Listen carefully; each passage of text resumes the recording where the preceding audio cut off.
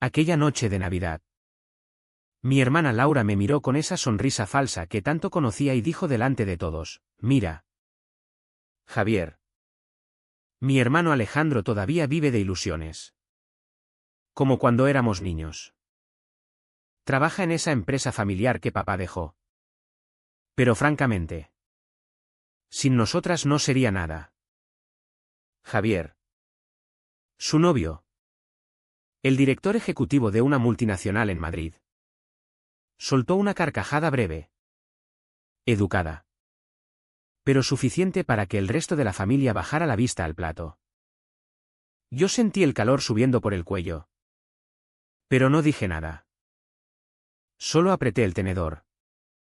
Eres patético, Alejandro, añadió ella, bajando la voz pero asegurándose de que todos oyeran. Siempre el perdedor de la familia. Por eso nadie te toma en serio. Eso fue el golpe final. No era solo humillación, era la confirmación de algo que llevaba meses sospechando. Laura había estado filtrando información confidencial de nuestra empresa familiar a Javier. Para impresionar.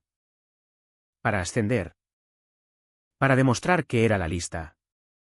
La ambiciosa. Y yo lo sabía porque había visto los correos. Porque había oído conversaciones a medias. Pero callé. Siempre callaba. Me levanté de la mesa sin decir palabra. Fingiendo una llamada urgente. ¿En el pasillo? Solo.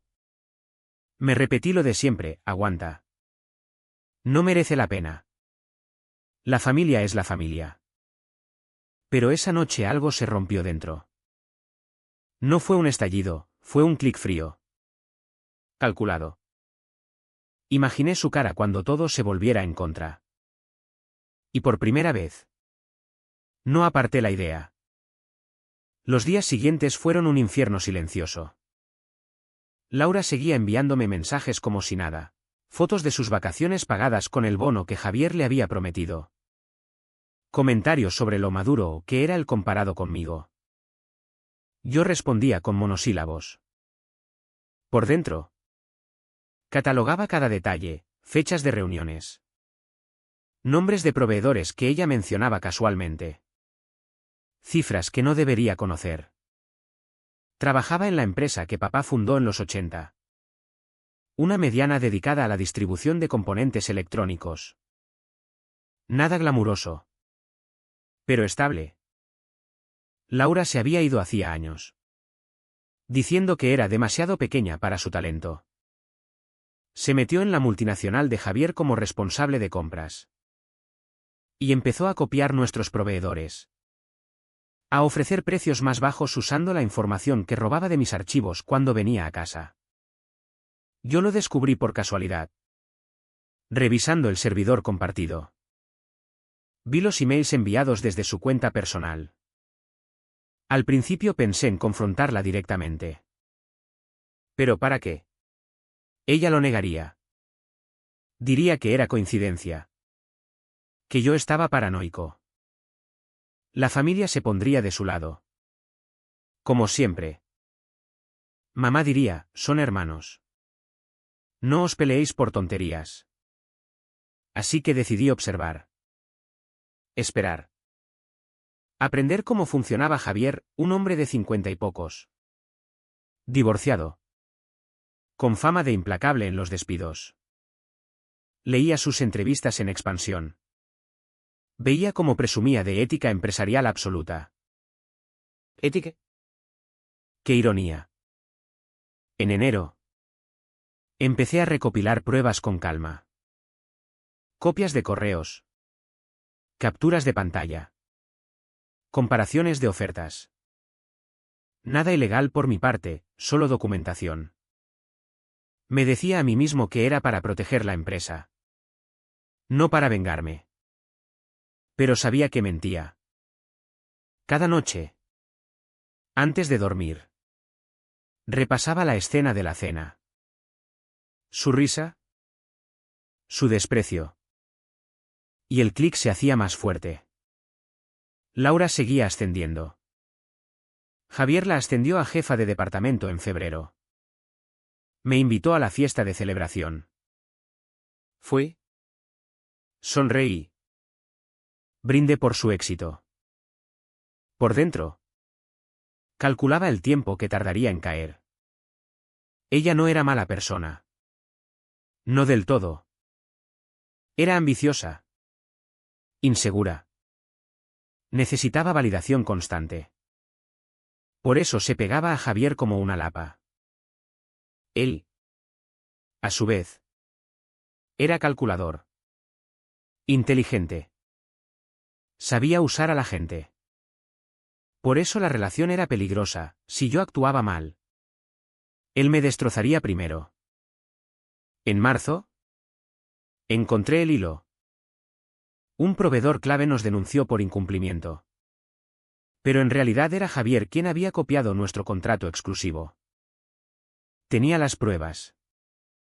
Podía demandar. Pero eso sería ruidoso. Largo. Caro. Y Laura saldría ilesa. Diciendo que no sabía nada. No. Quería algo más preciso. Algo que la golpeara donde más dolía, su orgullo. Su carrera. Su imagen de ganadora. Empecé a mover piezas. Contacté anónimamente con el departamento de compliance de su empresa. Envié documentos parciales. Suficientes para levantar sospechas. Pero no para identificarme. Usé un email temporal. Una VPN. Cosas que aprendí en foros que nunca pensé que usaría. Al principio no pasó nada. Semanas de silencio. Me desesperaba. Pensaba en rendirme. En olvidar. ¿Valía la pena convertirse en esto por una humillación? Pero luego recordaba su frase, eres patético. Y seguía. En abril. Laura empezó a estar nerviosa. Mensajes más frecuentes. Preguntando si todo iba bien en la empresa. Yo respondía evasivo. Ella notaba algo. Pero no sabía qué. Javier. Mientras. Seguía su vida. Publicaba en LinkedIn sobre integridad corporativa. Leí sus posts con una sonrisa amarga. Qué fácil era predicar cuando nadie te fiscalizaba. Decidí escalar. Envié más pruebas. Esta vez directamente a un auditor externo que trabajaba con ellos. Alguien que conocía de un congreso años atrás. Sin firma. Solo datos. Y entonces. A finales de mayo. Llegó la primera grieta. Laura me llamó histérica, habían abierto una investigación interna por filtración de información confidencial. Negaba todo. Claro. Es un error. Alejandro. Alguien me tiene manía. Yo la consolé. Seguro que se aclara. ¿Hermanita? Por dentro. El clic se convirtió en un latido constante. El verano llegó con un calor asfixiante en Madrid. Como si la ciudad conspirara para hacernos sudar la culpa. Laura estaba cada vez más tensa. Las llamadas se multiplicaron. Javier dice que no me preocupe. Pero hay una auditoría completa. Yo escuchaba. Asentía por teléfono. Ofrecía consejos neutros.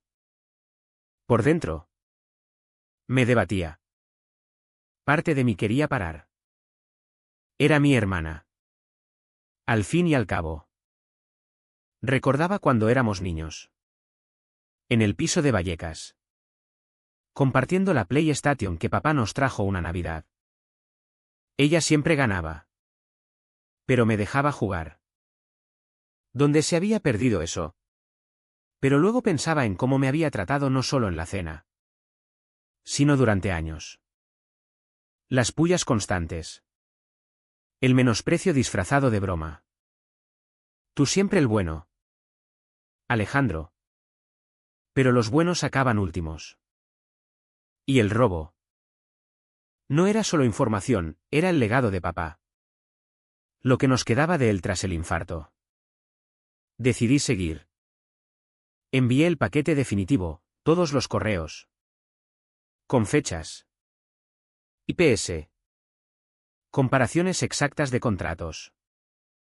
Esta vez. A través de un contacto en recursos humanos que había conocido en una feria sectorial. Alguien descontento con Javier. La investigación avanzó rápido. En julio, Laura fue suspendida de empleo y sueldo. Me llamó llorando, no entiendo. Alejandro. Yo no he hecho nada malo. Solo hablaba de trabajo con Javier. Como cualquier pareja. Ahí dudé de verdad.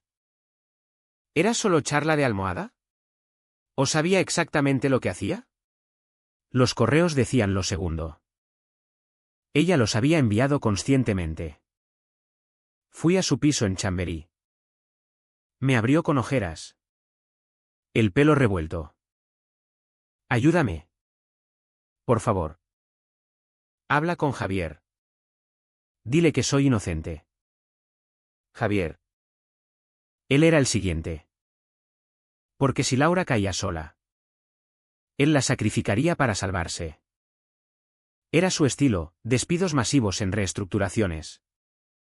Siempre culpando a subordinados. No hablé con él. En cambio, filtré lo mismo al Consejo de Administración. Sabía que Javier tenía enemigos internos, en las empresas grandes siempre los hay. Laura empezó a beber más. Me contaba sus miedos, perder el trabajo.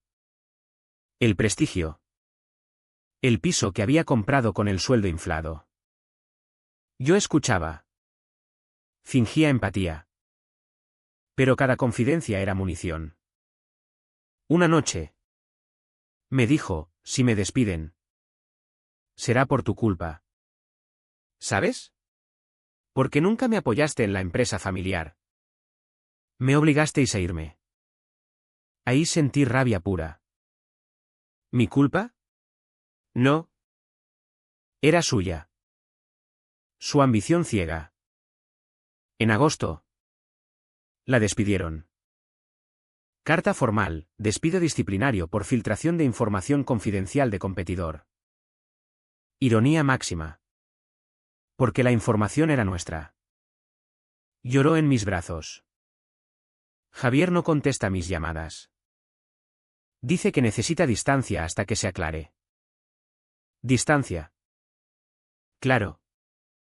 Él ya la había borrado. Yo la consolé. Encontrarás algo mejor. Pero por dentro. El plan avanzaba. Ahora tocaba Javier.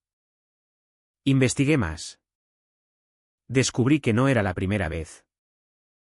Había casos similares en filiales anteriores. Patronazgo. Favoritismo. Nada ilegal del todo. Pero éticamente dudoso.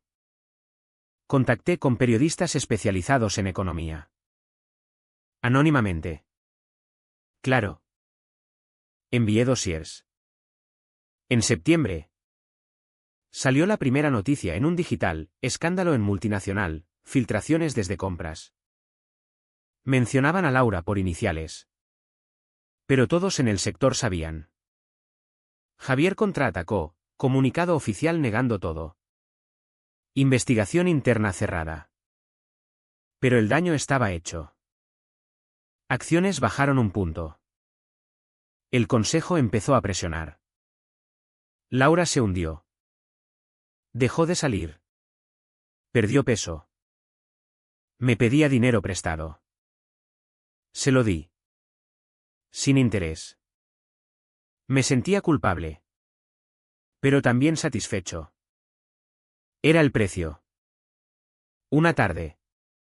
Me confesó, tal vez exageré en Navidad. Estaba nerviosa con Javier allí. Quería impresionarle. ¿Exageré? No. Fue deliberado. No le dije nada. Solo asentí. El clic ya era un rugido constante. Sabía que no podía parar. Otoño en Madrid. Con esa luz fría que aclara las mentiras. Laura vivía de ahorros. Buscando trabajo desesperadamente. Los currículos volvían rechazados, el sector es pequeño. Las noticias corren. Yo seguía en la empresa. Estabilizándola tras el daño. Contraté abogados para demandar a su ex empresa por competencia desleal. Ganamos una indemnización decente. Laura no pidió parte, sabía que no le correspondía moralmente. Javier. Mientras. Resistía. Promocionó a otro. Reorganizó departamentos. Pero las filtraciones seguían llegando a prensa. Alguien más había cogido el testigo, o quizá yo no era el único agraviado. Una noche. Laura me llamó borracha, es él. Alejandro. Javier me usó. Me dijo que era normal compartir información. Que todos lo hacen. Yo le creí. Creíste porque querías creer. Ambición. Empecé a apuntar directamente a él. Encontré correos antiguos donde él solicitaba explícitamente datos de competidores. No solo Laura, era patrón. Los envié al fiscal anticorrupción. Anónimamente. Y a un accionista mayoritario. En noviembre. El consejo lo citó. Rumores de destitución. Laura intentó reconciliarse con él. Fue a su oficina. Suplicando. Él la echó con seguridad. Me lo contó sollozando, me dijo que era un lastre. Que su carrera no podía permitirse escándalos. Ahí sentí algo nuevo, piedad por ella. Rabia pura por él. Aceleré. Contacté con exempleados despedidos injustamente. Recopilé testimonios. En diciembre. Estalló, artículo en El País sobre cultura tóxica en la empresa. Centrado en Javier. Menciones a favoritismo. Acoso velado. Acciones cayeron 5 puntos. El consejo actuó. En enero. Lo destituyeron. Indemnización millonaria. Pero reputación destruida. Laura me llamó eufórica al principio, se lo merece. Luego se dio cuenta, ella también estaba manchada. Buscó trabajo en otras ciudades. Se fue a Valencia. Con una amiga. Yo me quedé en Madrid. ¿Solo? La empresa iba bien. Pero las noches eran largas. Me preguntaba si había valido la pena. Había perdido a mi hermana. No del todo. Pero la relación estaba rota. Ella me evitaba. Y yo. Ya no era el mismo. El silencio que antes era paciencia ahora era frialdad. El precio era alto. Pero no me arrepentía. Aún. Primavera otra vez. Laura en Valencia. Trabajando en una tienda. Algo temporal. Me escribía ocasionalmente, echo de menos Madrid. No respondía mucho. Javier desapareció del mapa público. Rumores de que se fue a Dubái. Consultor independiente. Yo seguía observando desde lejos. La empresa creció, contraté gente nueva. Expandí mercados. Pero el vacío crecía. Soñaba con la cena de Navidad. Con su risa. Despertaba sudando. Una vez. Laura vino a Madrid por el aniversario de papá. Cena familiar tensa. Ella evitó mirarme. Mamá preguntó por qué no hablábamos. Nadie respondió. Después. En la calle.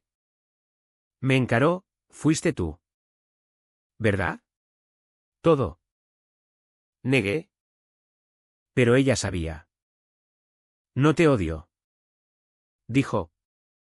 Pero no te perdono. ¿Se fue? Yo me quedé pensando, ¿quién era el patético ahora? El plan había funcionado perfectamente. Demasiado. Me sentía vacío. La venganza no llenaba, solo vaciaba más.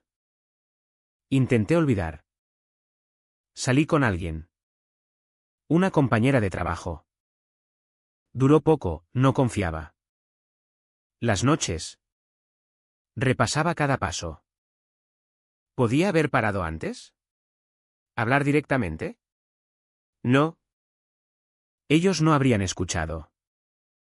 El clic se había convertido en silencio absoluto. Verano caluroso otra vez. Laura encontró trabajo estable en Valencia. En logística. Me mandó foto del nuevo piso. Pequeño pero mío. Yo ascendí en la empresa, ahora director general. Javier volvió a España. Demanda perdida contra la empresa por despido improcedente. Ganó algo. Pero menos de lo esperado. Leí la noticia con indiferencia. Laura me llamó por mi cumpleaños, felicidades. Hermano. Hablamos de trivialidades. No mencionamos el pasado. Colgué y sentí náuseas. Todo ese esfuerzo para esto, distancia educada. Me preguntaba si ellos habían cambiado. Laura parecía más humilde. Javier. Derrotado. Yo no. Seguía calculando riesgos. Desconfiando. Una noche. Borracho. Busqué sus perfiles. Javier en LinkedIn. Buscando oportunidades. Laura feliz en fotos. Sentí envidia. Ellos seguían viviendo. Yo solo sobrevivía.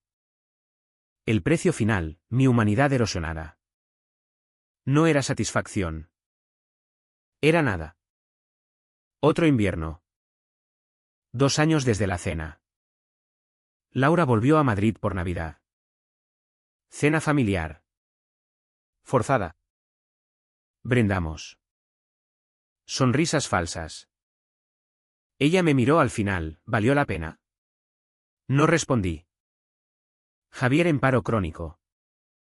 Rumores de depresión. Laura estable. Pero marcada. Yo rico. ¿Solo? ¿Fue justicia o solo ruina compartida? ¿Sigo siendo humano? ¿O solo un ejecutor frío? La pregunta queda.